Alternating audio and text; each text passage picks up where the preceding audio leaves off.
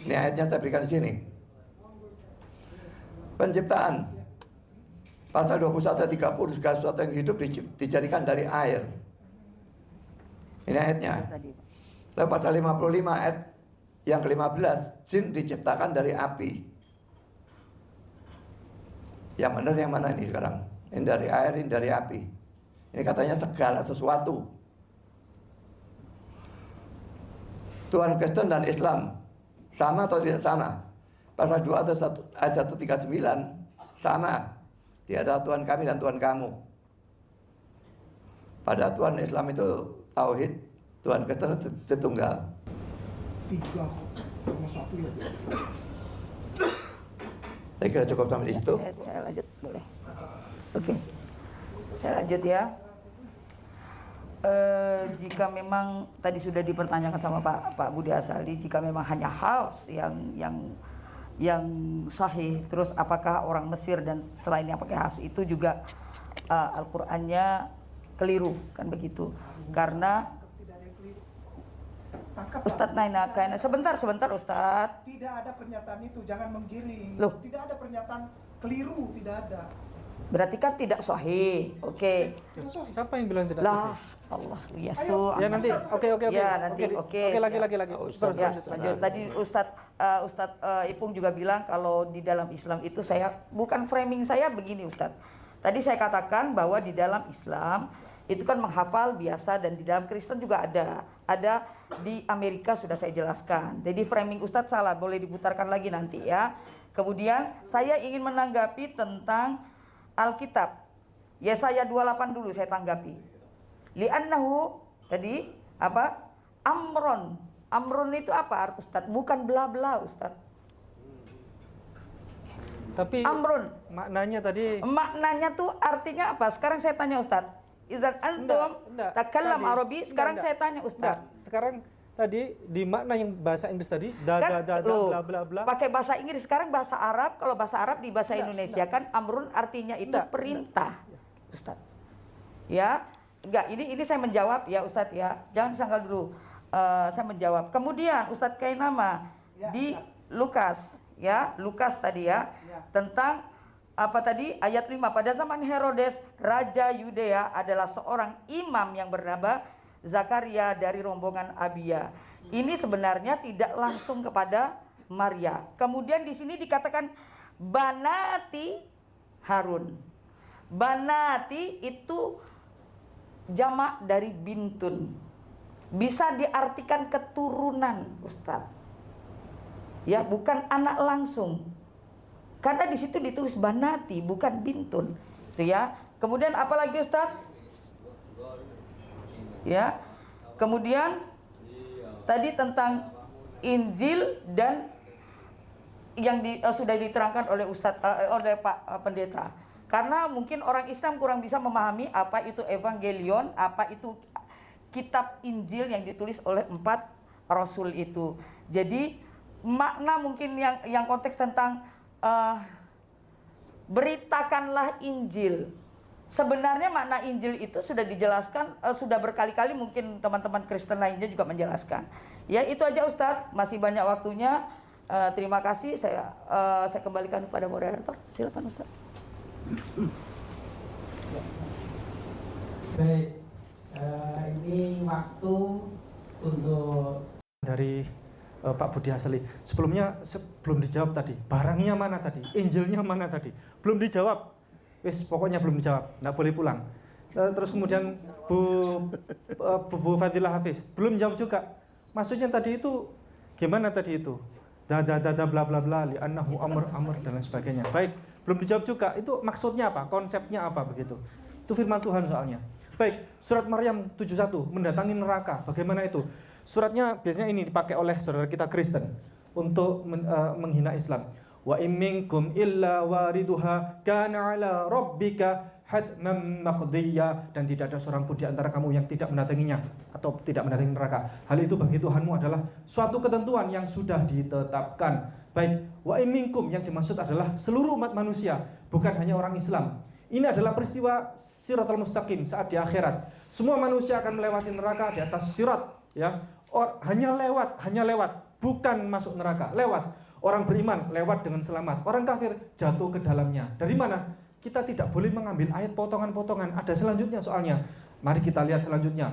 Tsumma nunajjil ladzina taqaw wa nadharu adh-dhalimina fiha jithiya. Kemudian kami akan menyelamatkan orang-orang bertakwa dan membiarkan orang-orang yang zalim di dalam neraka dalam keadaan berlutut. Baik. Nah, orang-orang yang bertakwa tidak masuk neraka namun diselamatkan oleh Allah tanpa mengalami siksaan sedikit pun di neraka. Apakah ada jaminan masuk surga untuk orang Islam di Al-Qur'an? Banyak sekali Bapak Ibu. Jaminan masuk surga di Al-Qur'an, Al-Mu'minun 1-14, Al-Baqarah 25 atau 72, Al-Kahfi 107 sampai 108 dan seterusnya, itu banyak sekali. Sebenarnya masih kurang ini, masih kurang. Baik, saya berikan contoh ayatnya. Jaminan masuk surga, dosa ditebus tanpa Yesus digantung di salib. Baik, At-Taghabun, saya baca artinya aja. Ingatlah pada hari ketika Allah mengumpulkan kamu, pada hari berhimpun. Itulah hari pengungkapan kesalahan-kesalahan, dan barang siapa beriman kepada Allah dan mengerjakan kebajikan, niscaya Allah akan menghapus kesalahan-kesalahannya dan memasukkannya ke dalam surga yang mengalir di bawahnya sungai-sungai. Mereka kekal di dalamnya selama-lamanya. Itulah kemenangan yang agung. Al-Hajj ayat ke-14. Sungguh Allah akan memasukkan orang-orang yang beriman dan mengerjakan kebajikan ke dalam surga-surga yang mengalir di bawahnya sungai-sungai. Sungguh Allah berbuat apa yang Dia kehendaki. Orang Islam dijamin masuk surga. Justru orang Kristen sendiri yang pasti masuk neraka. Yesus sendiri yang bilang, baik, ini Yesus sendiri yang berkata loh. Ya, Matius 7 ayat 21-23. Bukan setiap orang yang berseru kepadaku, Tuhan, Tuhan, akan masuk ke dalam kerajaan surga, melainkan dia yang melakukan kehendak Bapakku yang di surga. Kata Yesus, pada hari terakhir banyak orang akan berseru kepadaku, Tuhan, Tuhan, bukankah kami bernubuat demi namamu dan mengusir setan demi namamu dan mengadakan banyak mukjizat demi namamu juga? Pada waktu itulah aku akan berterus terang kepada mereka dan berkata, aku tidak pernah mengenal kamu, menyalah daripadaku, kamu sekalian pembuat kejahatan, kata Yesus. Bagaimana Pak Pendeta kok malah dijamin masuk neraka? Hadirin, saya lanjut. Saya kejar waktu soalnya.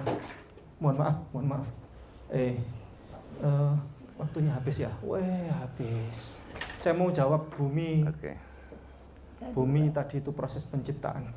Maaf tadi belum saya langsung aja karena belum terjawab pertanyaan-pertanyaan tentang bagaimana versi di dalam Al-Qur'an. Silakan Pak. Saya kira cuma dua hal yang ingin saya persoalkan ya. Matius 7 ayat 21-23 itu sudah sangat umum digunakan oleh orang-orang Muslim untuk mengatakan bahwa orang Kristen masuk neraka. Padahal kalau kita membaca Alkitab itu harus membaca konteksnya. Itu mesti dibaca mulai dari ayat 15 yang bicara tentang nabi-nabi palsu. Jadi yang dalam ayat 21 sampai ayat 23 itu bukan orang Kristen, itu hanya nabi-nabi palsu. Jadi karena tidak membaca konteks, maka kalian mengertinya sangat-sangat keliru. Lalu pasti masuk surga itu bagaimana? Allah itu kan adil kan? Kalau Allah adil itu dosa itu harus dihukum. Kalau Dia tidak menghukum dosa, Dia itu tidak adil. Dan tidak ada Allah yang tidak adil. Kalau Dia tidak menghukum dosa, Dia tidak adil, Dia berhenti jadi Allah. Jadi dosa itu harus dihukum. Dan tidak ada perbuatan baik bisa menutupi dosa. Bahkan dalam hukum dunia juga tidak ada. Dan kalau di dalam Alkitab kami juga tidak pernah ada. Perbuatan baik yang menutup dosa itu tidak ada. Jadi kalau dalam kami ya, hanya satu dosa itu sudah cukup untuk membuat orang itu masuk selama-lamanya ke dalam neraka. Tidak peduli perbuatan baiknya berapa, dia tetap satu dosa masuk neraka selama-lamanya. Jadi karena itu, maka di dalam Kristen itu harus ada penebusan dan hukuman itu harus dijatuhkan. Kalau ada dosa dan Allah tidak menjatuhkan hukuman ini kepada siapapun, Allah itu tidak adil. Karena dosa itu harus dihukum. Jadi kalau Allah adil, Dia menjatuhkan hukuman.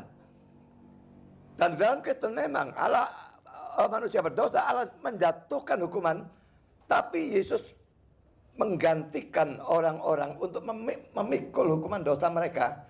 Jadi kalau ini manusianya, mestinya hukuman menimpa manusia. Yesus memanggil kamu, aku di tempatmu, dan Dia menerima hukuman itu pada waktu Dia menderita dan mati di atas kayu salib. Dan itu yang menjadi penebusan dosa kami.